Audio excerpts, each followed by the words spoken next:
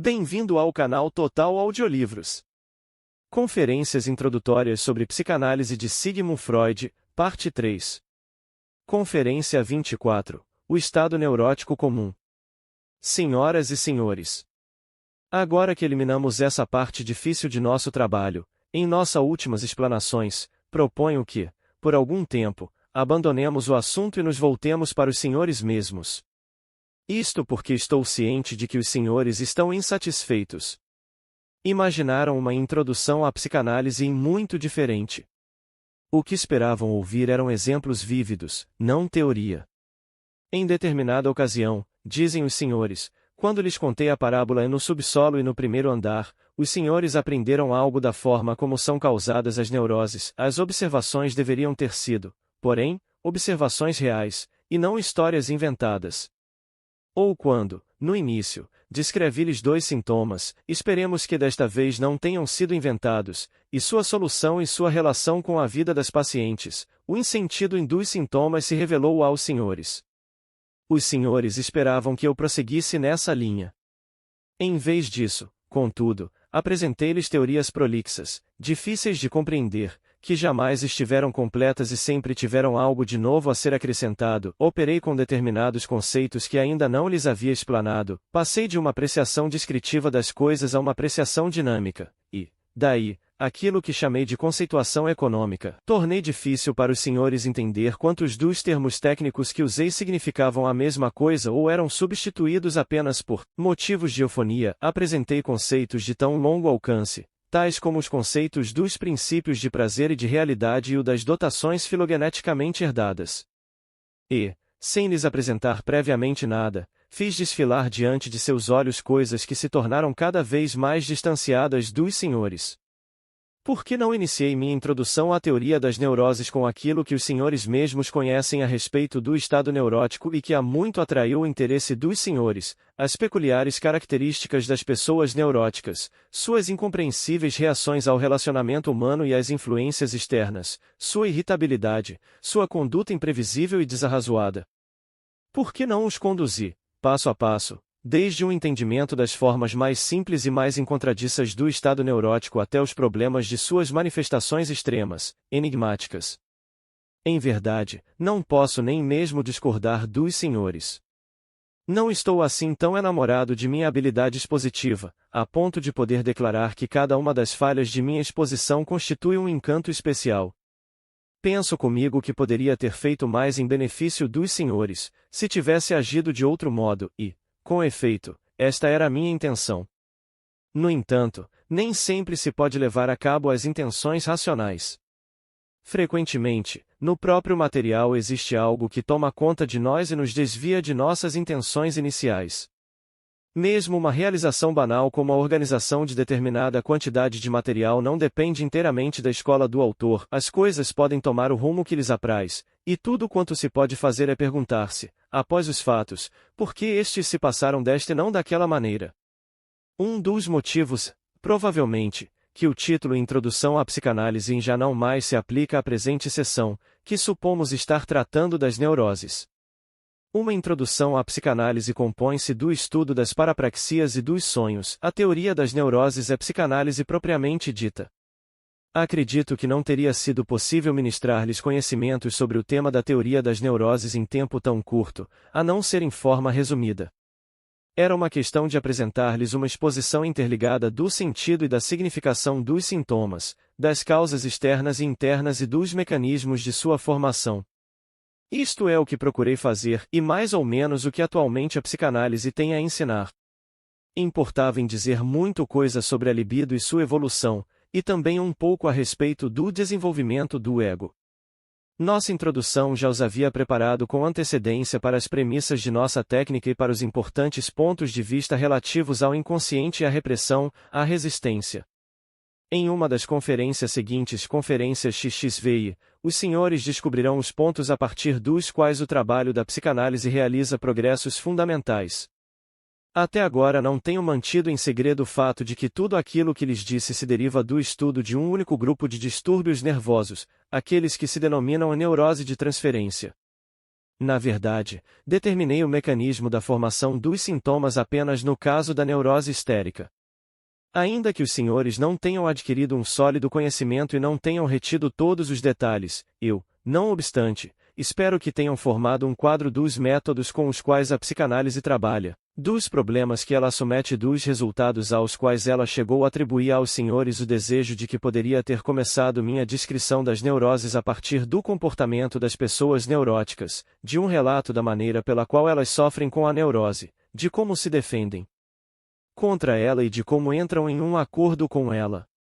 Sem dúvida, é um tópico interessante, merece ser investigado, e não seria muito difícil sua abordagem. Seria, porém, discutível esse critério de começar a partir daí. Haveria o risco de não descobrir o inconsciente, ao mesmo tempo, de não atentar para a grande importância da libido, e de julgar todas as coisas conforme elas se afiguram ao ego da pessoa neurótica. É evidente que esse ego não é uma instância digna de confiança ou imparcial. O ego é, realmente, o poder que nega e desacredita o inconsciente mantendo-o reprimido. Assim, como podemos confiar em que seja justo para com o inconsciente? Os elementos mais importantes naquilo que dessa forma está reprimido, são as exigências da sexualidade rechaçadas, e fica bastante evidente que, partindo dos pontos de vista próprios do ego, jamais conseguiríamos imaginar a extensão e importância das mesmas.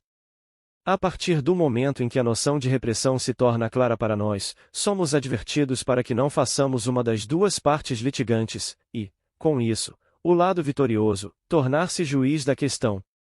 Estamos preparados para verificar que as assertivas do ego nos desorientarão. Se quisermos acreditar no ego, levemos em conta que ele teve a iniciativa em cada etapa do processo e ele próprio desejou e construiu os sintomas. Mas sabemos que ele suporta uma boa dose de passividade que, depois, ele tenta disfarçar e encobrir.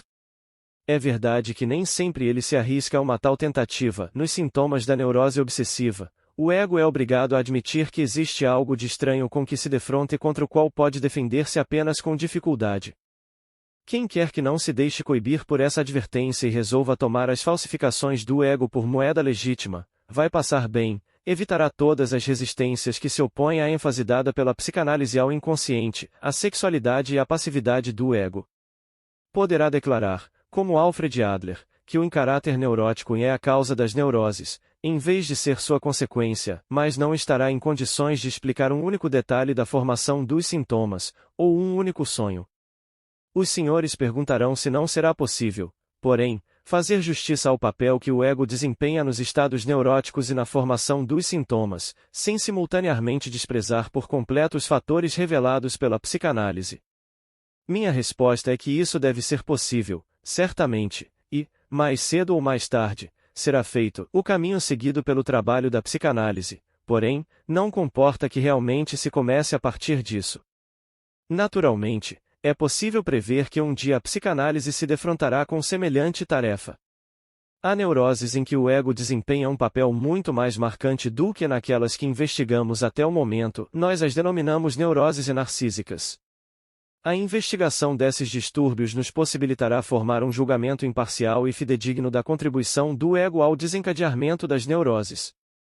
Uma das formas pelas quais o ego se relaciona com suas neuroses, entretanto, é tão óbvia que foi possível considerá-la desde o início. Parece jamais estar ausente e é reconhecível com bastante nitidez em um distúrbio que, ainda hoje em dia, estamos longe de compreender, a neurose traumática. Os senhores devem saber que os mesmos fatores sempre entram em jogo na causação e no mecanismo de todas as possíveis formas de neurose, mas a importância principal na construção dos sintomas recai ora num, ora noutro desses fatores. A situação assemelha-se à dos membros de uma companhia teatral. Cada um deles recebe regularmente a tarefa de desempenhar um papel fundamental, herói, confidente, vilão, e assim por diante, cada qual, porém, escolherá uma peça diferente para sua própria representação beneficente.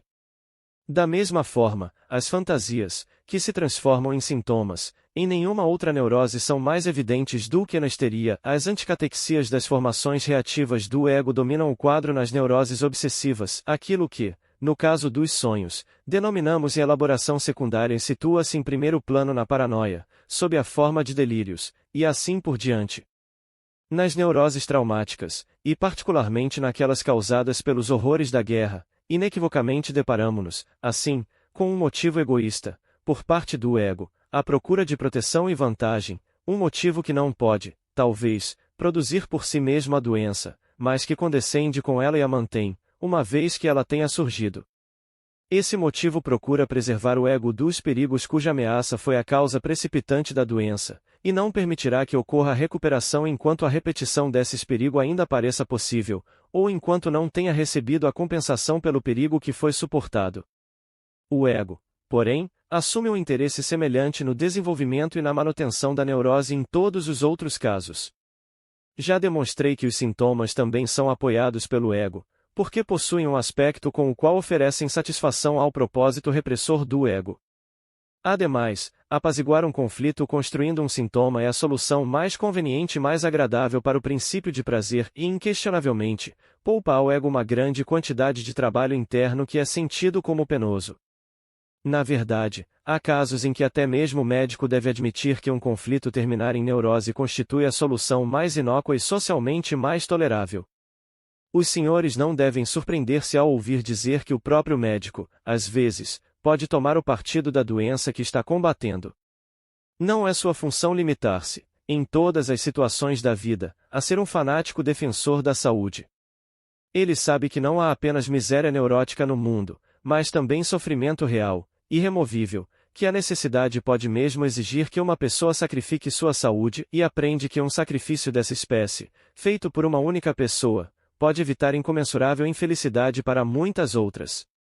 Portanto, se podemos dizer que sempre que um neurótico enfrenta um conflito ele empreende uma fuga para a doença, assim mesmo devemos admitir que, em determinados casos, tal fuga se justifica plenamente, e um médico que tenha reconhecido a maneira como se configura a situação, haverá de se retirar, silencioso e apreensivo. Abandonemos, entretanto, esses casos excepcionais e prossigamos com nossa exposição. Em circunstâncias comuns, reconhecemos que, refugiando-se na neurose, o ego obtém internamente um certo ganho proveniente da doença. Em algumas circunstâncias da vida, isto se acompanha, ademais, de uma apreciável vantagem externa que assume um valor real maior ou menor. Considerem o exemplo mais comum desse tipo. É muito comum uma mulher, tratada com rudeza e explorada de forma desumana por seu marido, encontrar uma saída na neurose, se sua constituição o possibilita, se é excessivamente covarde ou excessivamente honrada para procurar um consolo secreto com outro homem, se em virtude de todos os empecilhos externos não é suficientemente forte para separar-se de seu marido, se não tem perspectivas de se sustentar a si própria ou de conseguir um marido melhor, e se, além do mais, ainda está, através de seus sentimentos sexuais, vinculada a seu cruel marido. Então a sua doença se converte em arma na batalha contra o marido dominador, arma que ela pode usar para sua defesa e da qual pode abusar para sua vingança. É permissível ela queixar-se de sua doença, embora provavelmente não fosse permissível lamentar o casamento. Ela encontra no médico um aliado, força o marido, habitualmente indiferente, a cuidar dela, a gastar dinheiro com ela, a permitir-lhe que de tempos em tempos se afaste de casa e com isso se liberte da opressão de estar casada. Quando semelhante ganho externo ou secundário proveniente da doença atinge essas proporções e não há nenhum substituto real disponível, os senhores não devem contar com possibilidades muito grandes de influenciar a neurose por meio do tratamento que empreenderem. Os senhores protestarão, agora, que aquilo que lhes disse a respeito do ganho proveniente da doença, fala completamente em favor do ponto de vista que rejeitei, o de que o próprio ego deseja e cria a neurose. Devagar, senhores. Talvez não signifique senão que o ego tolera a neurose, que, afinal, não pode evitar e que ele faz o melhor que pode, se é que, no final das contas, algo pode ser feito. Este é apenas um dos lados da questão, o lado agradável, para dizer a verdade. Na medida em que a neurose traz vantagens, o ego, sem dúvida, aceita-a, porém, não traz apenas vantagens. Via de regra, logo se verifica que o ego fez mau negócio ao optar pela neurose. Ele pagou caro demais por um alívio do conflito, e os sofrimentos ligados aos sintomas são, talvez, um substituto equivalente dos tormentos do conflito, mas provavelmente importam em aumento de desprazer. O ego preferiria libertar-se desse desprazer dos sintomas, sem desistir do ganho que lhe dá a doença, e isto é justamente o que não pode obter.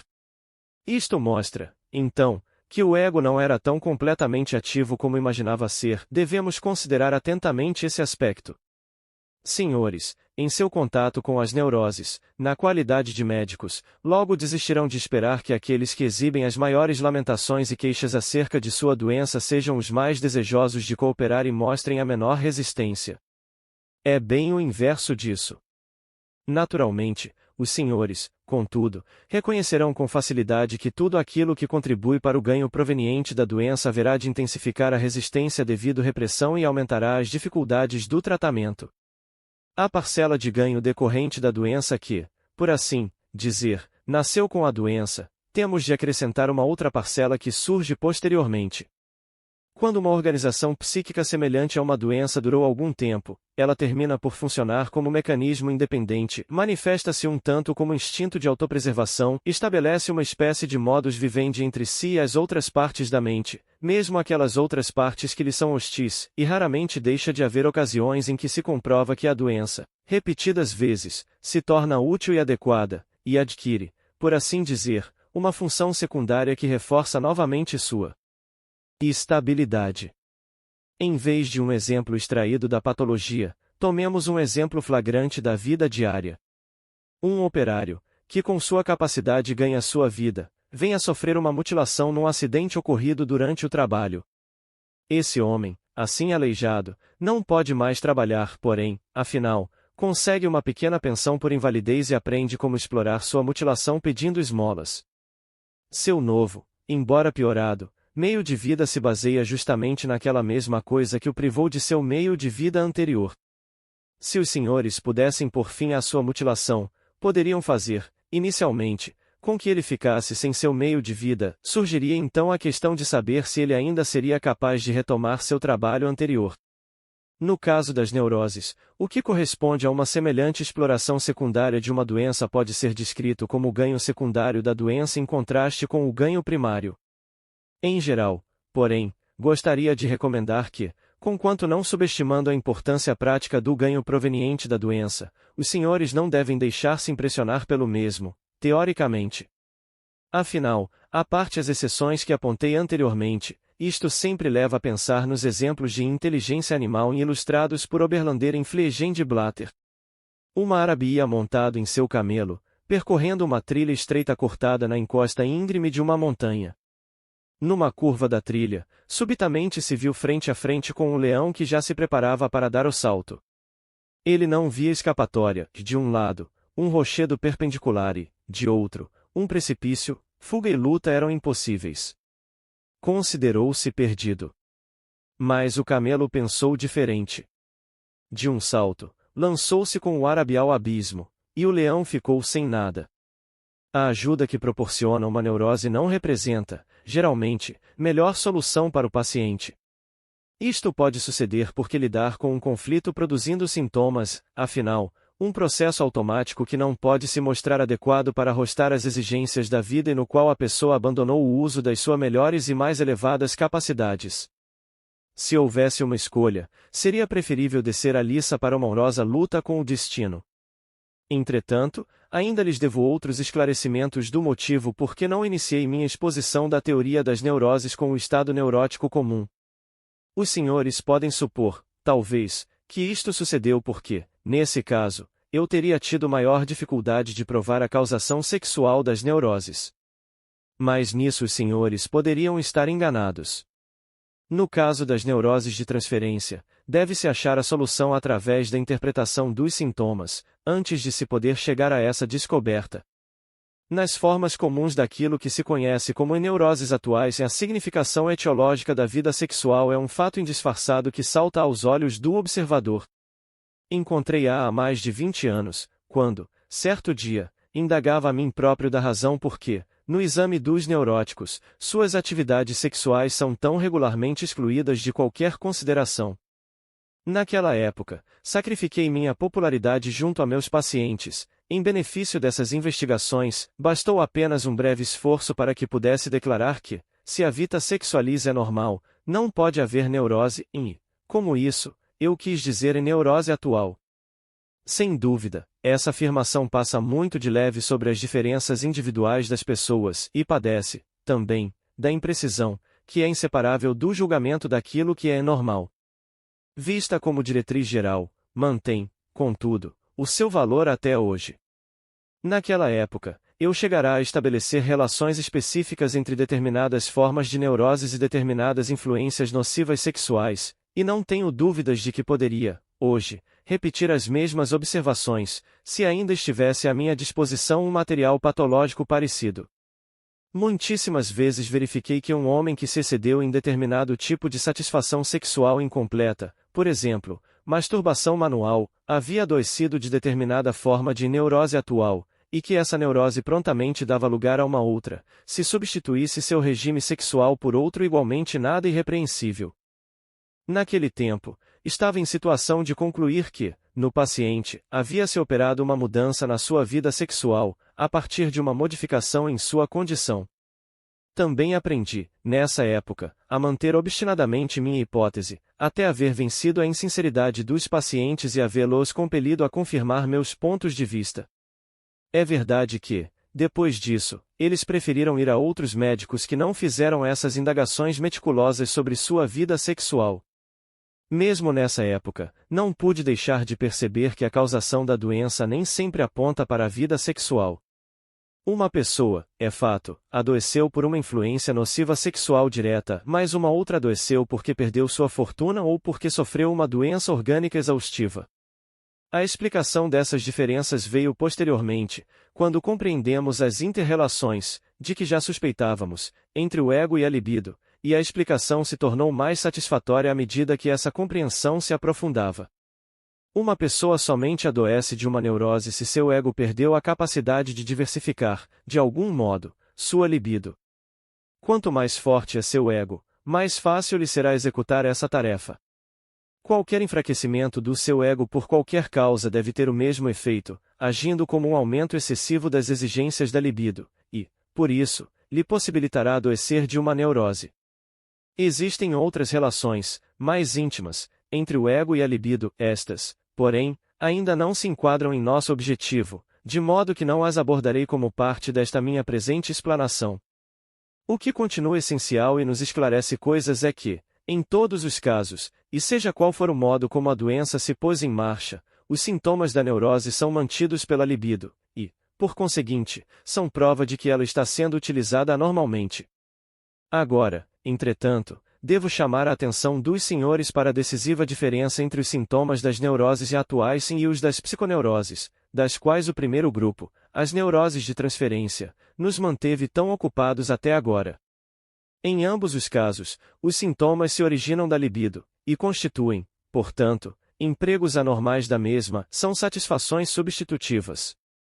Mas os sintomas das neuroses atuais, impressão intracraniana, sensações de dor, estado de irritação em um órgão, enfraquecimento ou inibição de uma função, não têm nenhum sentido, nenhum significado psíquico.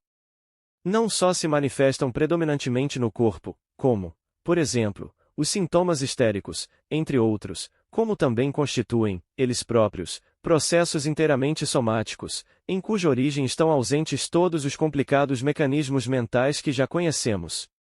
Assim, realmente são a mesma coisa que há tanto tempo acreditava-se serem os sintomas psiconeuróticos.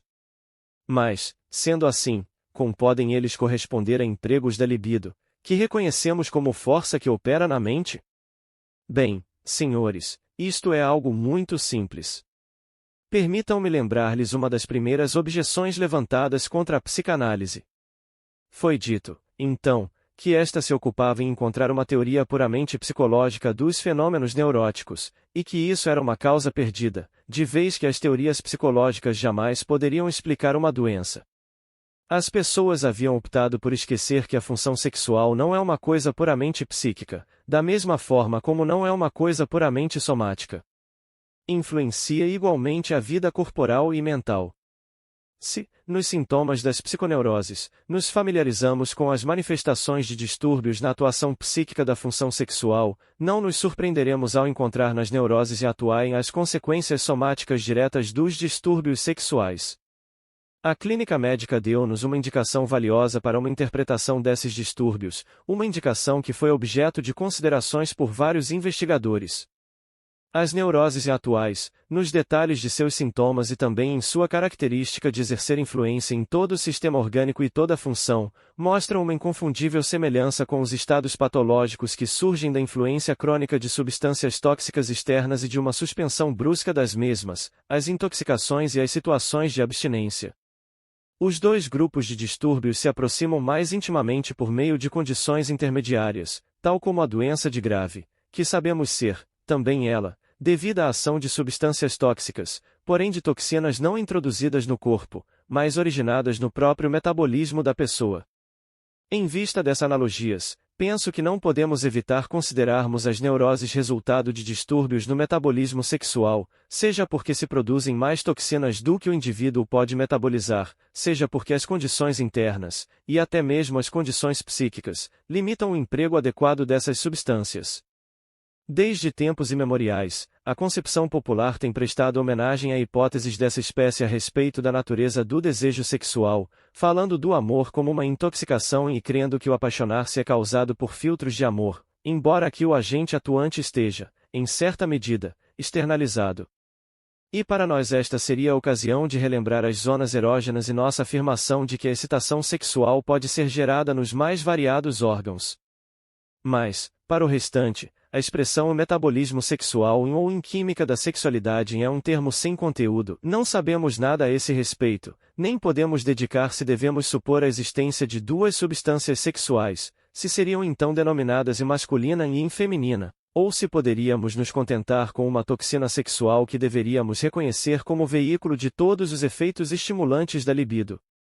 A estrutura teórica da psicanálise, que criamos, é, com efeito, uma superestrutura, que um dia terá de se erguer sobre seus fundamentos essenciais. Acerca disso, porém, nada sabemos ainda. O que caracteriza a psicanálise como ciência não é o material de que trata, mas sim a técnica com a qual trabalha. Pode ser aplicada à história da civilização, à ciência da religião e da mitologia não em menor medida do que à teoria das neuroses, sem forçar sua natureza essencial. Aquilo a que ela visa, aquilo que realiza, não é senão descobrir o que é inconsciente na vida mental. Os problemas das neuroses atuais, cujos sintomas provavelmente são gerados por uma lesão tóxica direta, não oferecem à psicanálise qualquer ponto de ataque. Ela pouco pode fazer para esclarecê-los e deve deixar a tarefa para a pesquisa biológica médica. E então, talvez os senhores entendam melhor por que decidi não ordenar meu material de outro modo.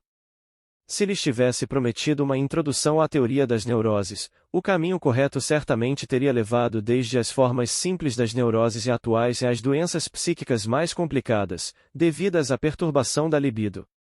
No que concerne às primeiras, deveria ter coligido de fontes várias aquilo que temos aprendido ou pensamos saber e, com relação às psiconeuroses, a psicanálise surgiria na discussão, como o recurso técnico mais importante para esclarecer esses estados.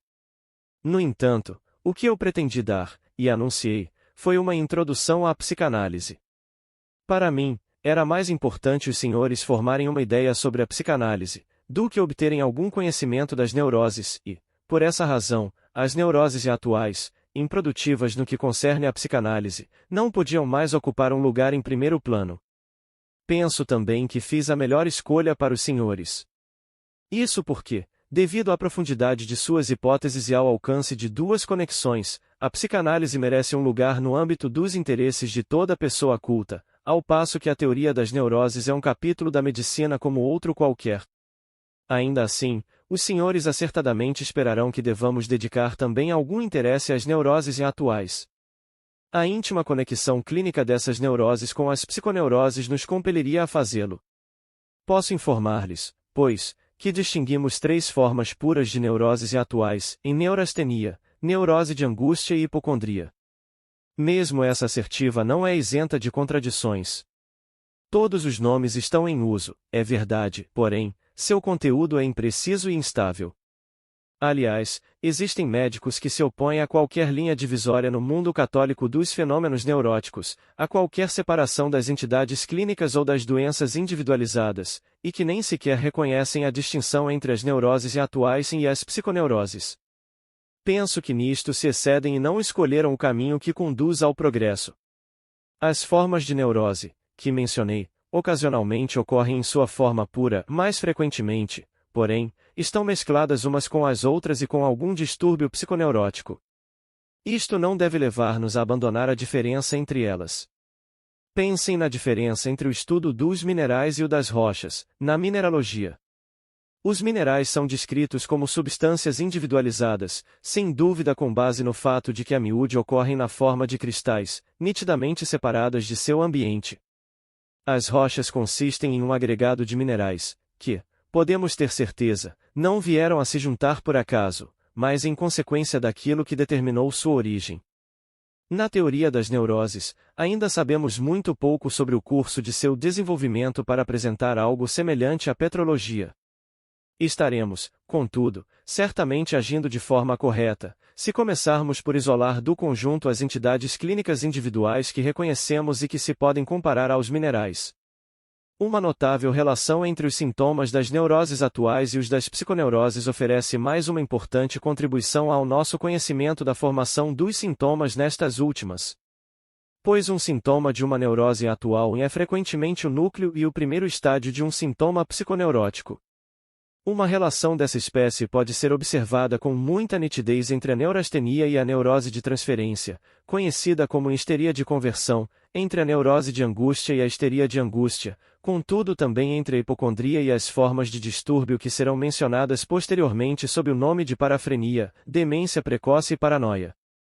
Tomemos como exemplo um caso de dor de cabeça ou dor lombar histérica.